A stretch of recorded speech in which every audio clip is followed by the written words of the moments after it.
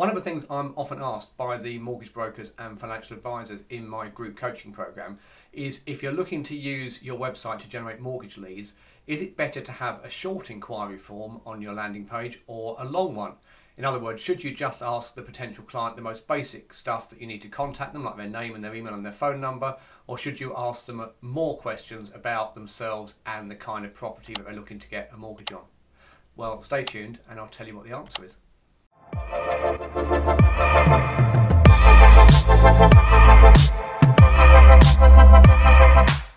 So before we go any further, let's just clarify what I mean by a short inquiry form or a long one. Here is an example mortgage broker website that I just found from doing a quick Google, and this is one which, as you can see, has an inquiry form embedded on the page.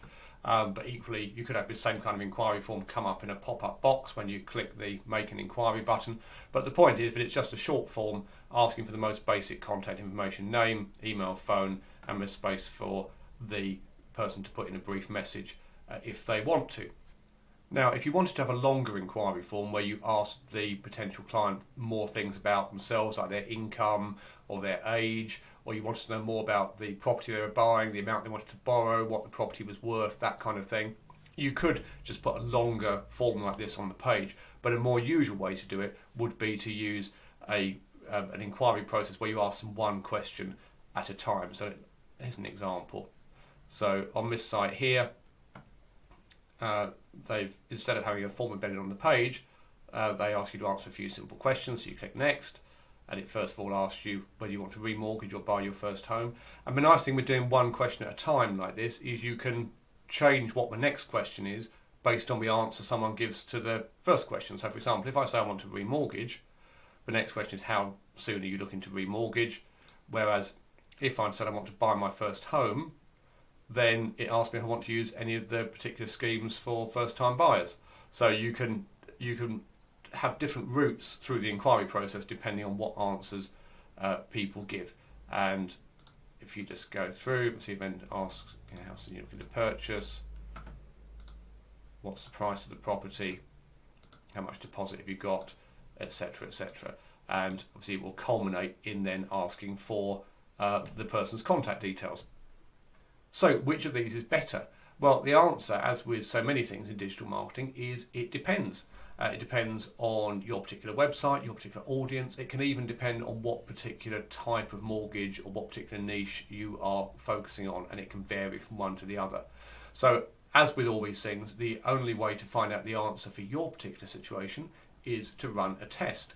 And I did this recently with one of my done-for-you clients, and I thought I'd share the results with you to show you just how powerful this kind of change can be and why it's so important that you do this kind of experiment for yourself if you're serious about getting more leads from your website and maximising the return you get from your ad budget.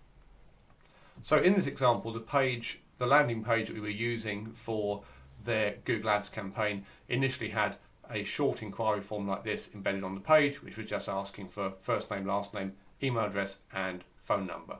So we created a second version of the page, which you can see here, where the inquiry form was replaced just with this call to action button.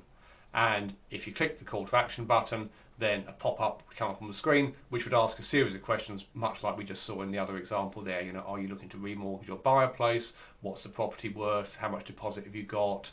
What's your income? That kind of thing. And at the end, after asking them about 10 or 12 questions, it would then say, now please give us your name and phone number and email so as we can come back to you with the quotes.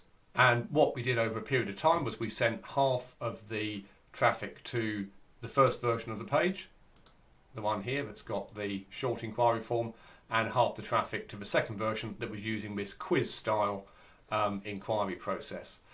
And I used Google Optimize to run this test and gather the results. If you're not familiar with Google Optimize, I'll put a link in the description to another video where I talk more about how to set up experiments with Google Optimize.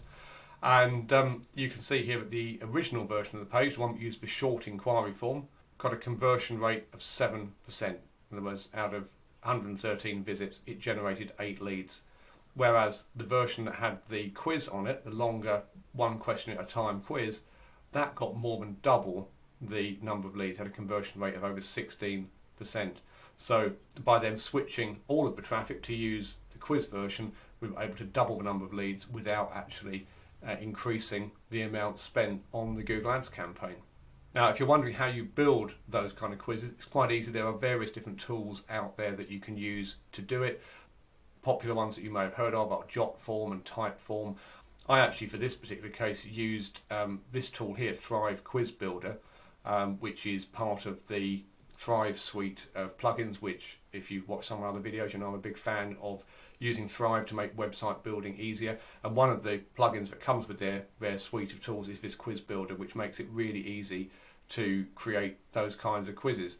And if you, so I don't know if you can see in this screenshot here, but you can basically put, you use a drag and drop editor, you can put each question onto the page, and where it's like a multiple choice or a yes or no kind of thing, you can have different branches depending on what they answer. So if this question, if they said yes, they get asked this question next. If they said no, they get answered this question. And that's how you can do all that kind of conditional logic within the quiz really, really easily. So I'll put a link to Thrive Quiz Builder in the description as well if you want to have a look and find out more about that.